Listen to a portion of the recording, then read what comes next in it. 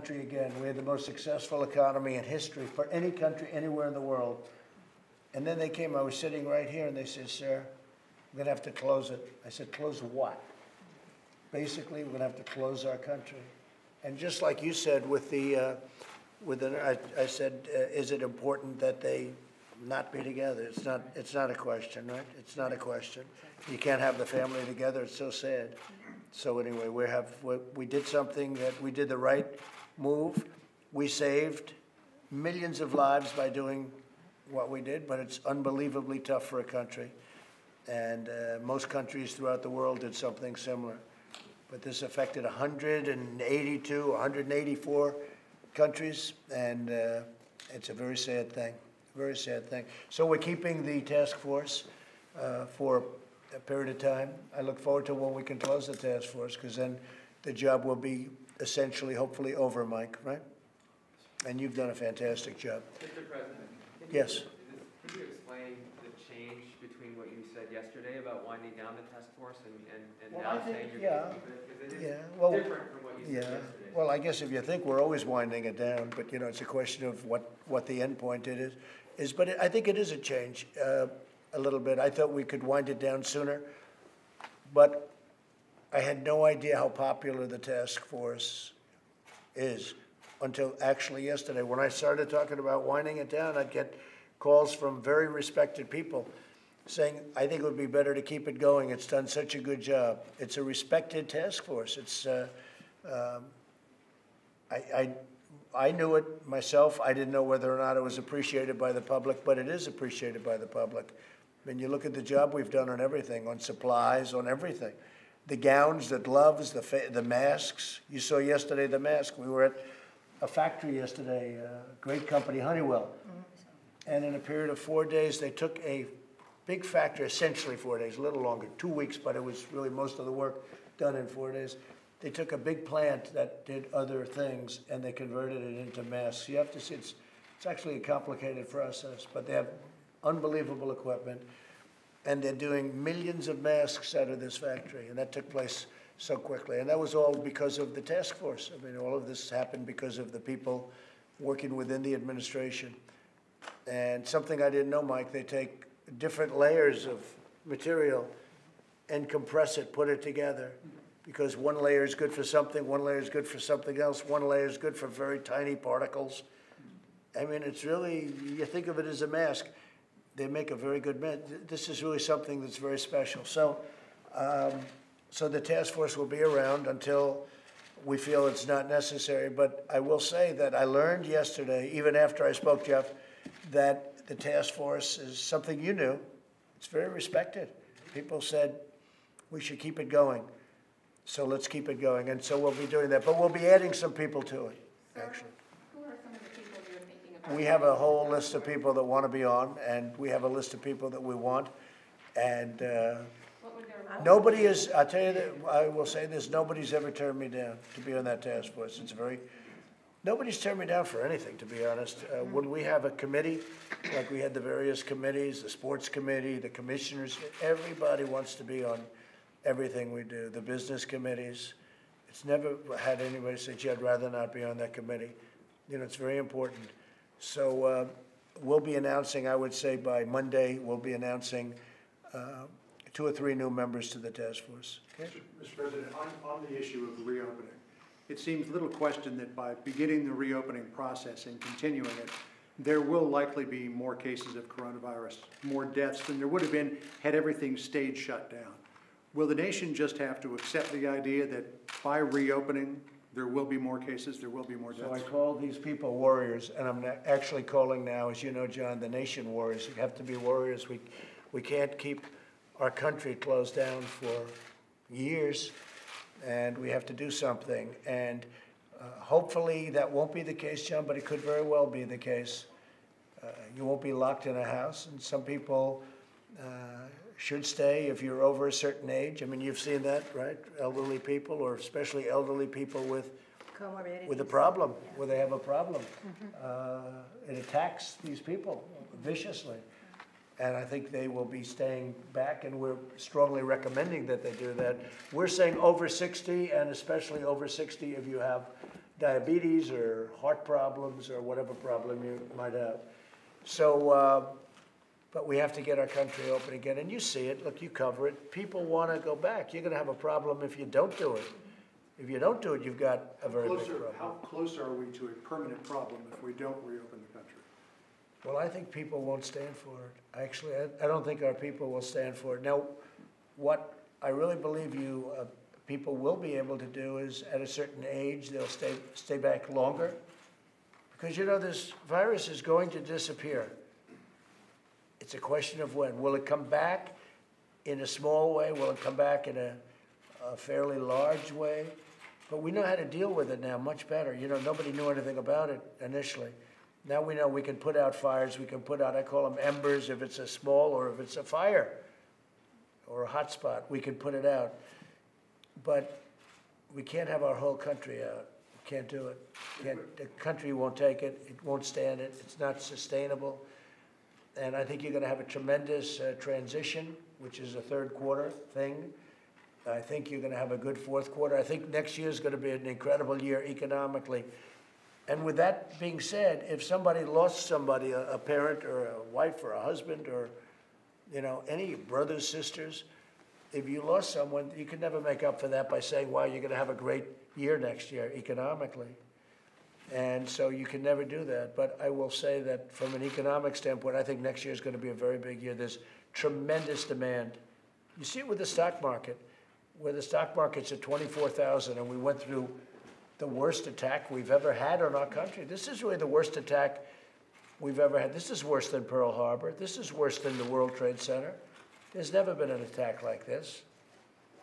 And it should have never happened. Could have been stopped at the source. Could have been stopped in China. It should have been stopped right at the source. And it wasn't.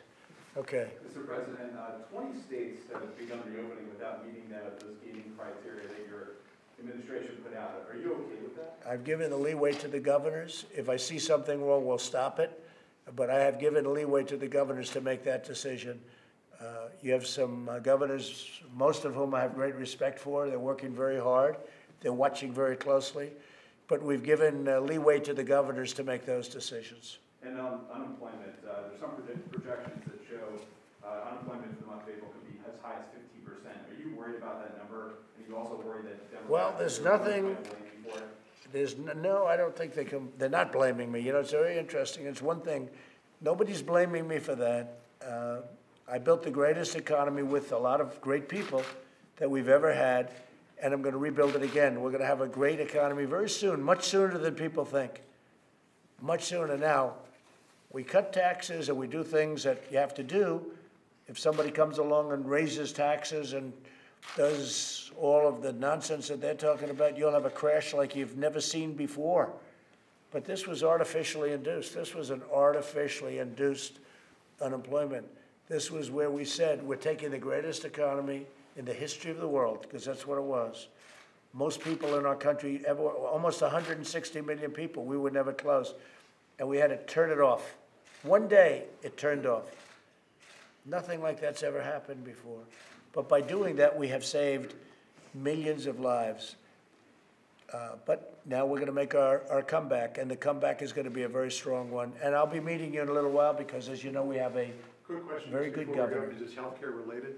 Today is the deadline for the White House if it wants to modify its argument before the Supreme Court about invalidating Obamacare to do it. Will you continue with the plan to completely invalidate the ACA, or so what would we you want to do is we're not doing anything. In other words, we're staying with the group, with Texas and the group. But just so you understand, Obamacare is a disaster, but we've run it very well. And we've made it barely acceptable. It was a disaster under President Obama, and it's very bad health care. What we want to do is terminate it and give great health care, and we'll have great health care, including pre-existing conditions, 100% pre-existing conditions. Now, we've already pretty much killed it because we got rid of the individual mandate. Now, in getting rid of the individual mandate, which was by far the most unpopular thing in Obamacare, that's where, for the privilege of paying a fee, you don't have to buy health insurance at a ridiculous price for not good health insurance. It was a terrible thing. You were mandated to pay something in order not to pay. And we got rid of that. That's gone. And nobody thinks it's ever going to come back. But what we are doing is we want to terminate health care for under Obamacare because it's bad. And we're replacing it with a great health care at far less money, and it includes pre-existing conditions. There will never be a time when we don't have pre-existing conditions included. So what I'm saying then, John, is we're going to replace Obamacare with great health care at a lesser price, and pre-existing conditions will be included, and you won't have the individual mandate, which was expensive and terrible and very unfair to everybody, and it was very unpopular. So Attorney General Barr's suggestion to pull back on invalidating the entire act and leave some of it in place, you're not going to go in that direction? No, I don't know about that suggestion. I think I've spoken a lot about this to Bill Barr, and we're totally in lockstep with all of the many states that want to see much better health care. See, I don't view it as a termination. I view this as getting great health care. Because Obamacare, we run it really well. I had a decision to make. I said this yesterday.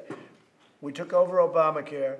We got rid of the individual mandate, which basically was the end of Obamacare. In a formal sense, it was really the end of Obamacare. And few people are challenging the fact that we can do that. So we got rid of the individual mandate. I had a decision to make. Do I want to have Obamacare run as well as it can run? Or do I want to have it run really badly so everybody could say Obamacare is terrible?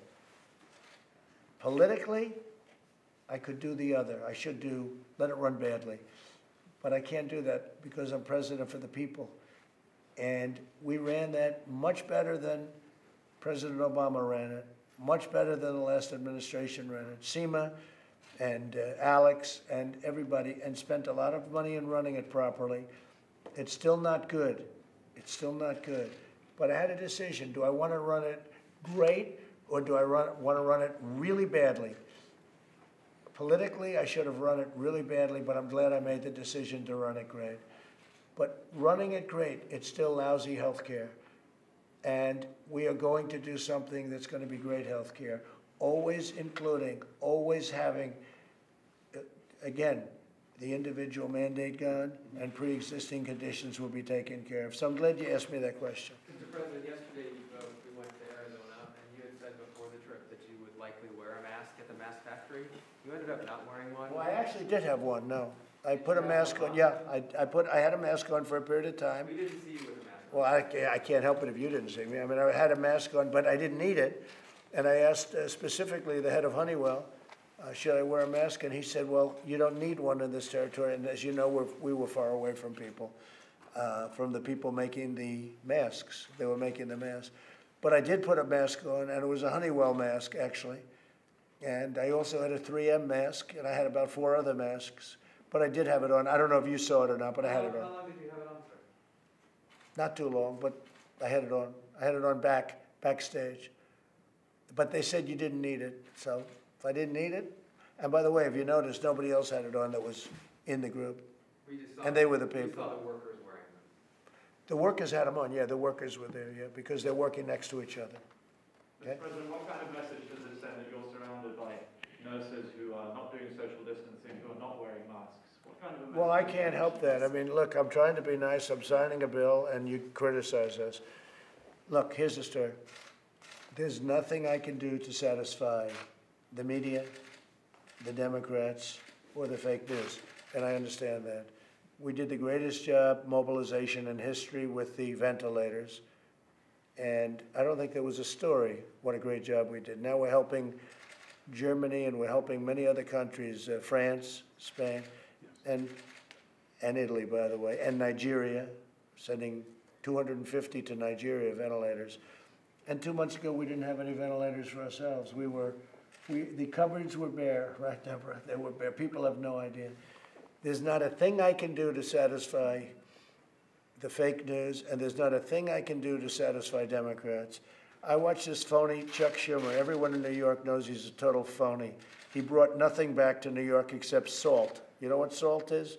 Bad tax policy. He brought salt back. He didn't even fight it.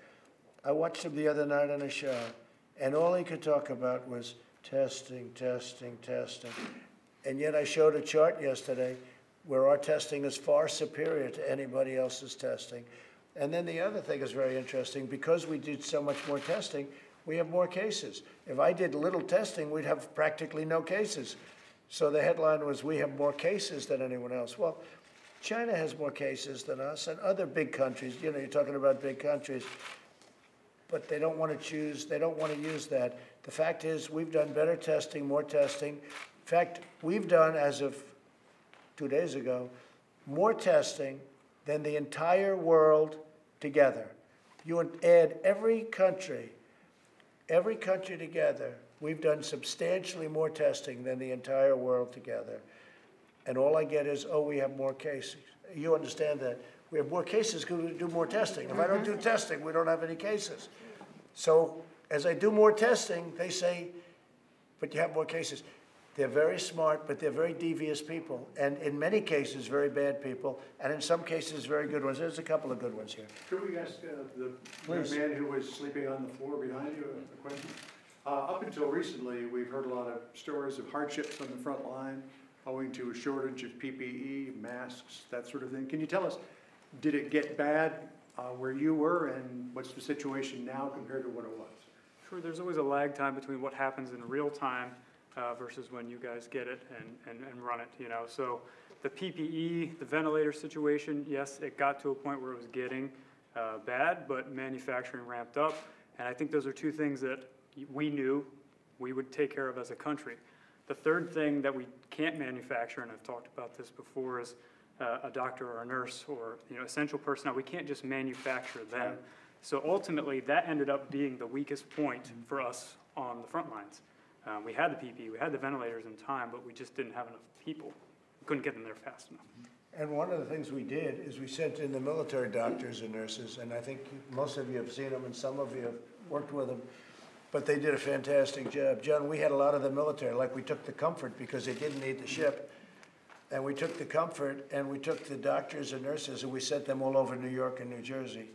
We took doctors and nurses out of the convention center, the Javits Convention Center, and many of them went throughout New York. So we did a job. And we weren't even supposed to have doctors in the convention center, but we ended up putting there. So we had a lot of, because it's true, what you're saying is right. The man and woman power was one of the toughest things. Mr. Luke, are you, and all of you, are you seeing now that the supplies are what they need to be? Yeah. Yes.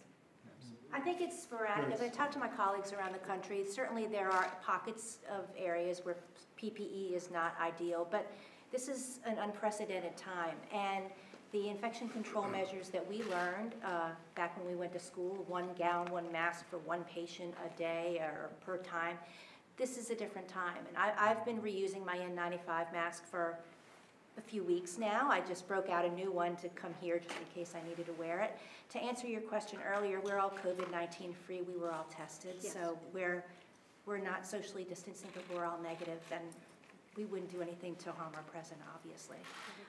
Everybody's been tested, you. Yeah, we were all tested. I hope the test works, right? So we're all tested, we're all negative, and so that's why we're not socially distancing and why we're not wearing masks. Certainly, and I've had several tests throughout this whole COVID-19 crisis. I practice in New Orleans at a community health center. My youngest patient has been 4 days old, a 4-day-old infant.